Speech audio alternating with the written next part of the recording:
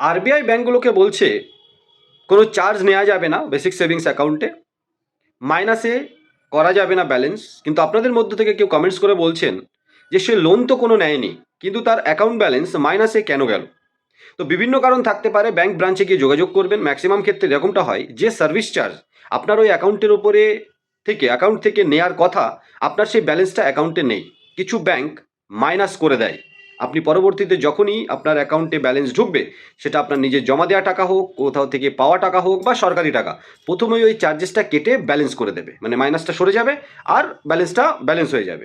সাথে সাথে এটাও ঠিক, কিছু ব্যাংক কিন্তু মাইনাস করে না, পরবর্তীতে আপনি যখন পয়সা আসে আপনার ব্যাঙ্ক অ্যাকাউন্টে তখন সেই চার্জেসটা কেটে নেয়। এবার আমাদের ভাবতে হবে যে যে ব্যাংক চার্জ কেটে নিচ্ছে, মাইনাসে দিয়ে যাচ্ছে, বা আপনার যদি খুব লেনদেনের প্রয়োজন না হয়, আপনার সেভিংস অ্যাকাউন্টকে এখনই ব্যাংকে যোগাযোগ করে বেসিক সেভিংস অ্যাকাউন্টসে নিয়ে চলে আসুন। কারণ বেসিক সেভিংস অ্যাকাউন্টে এটিএম কার্ড থেকে শুরু মান্থলি এভারেজ ব্যালেন্স মেনটেন কিছুই কিন্তু নেই, সব কিছু ফ্রি করে দিয়েছে সরকার।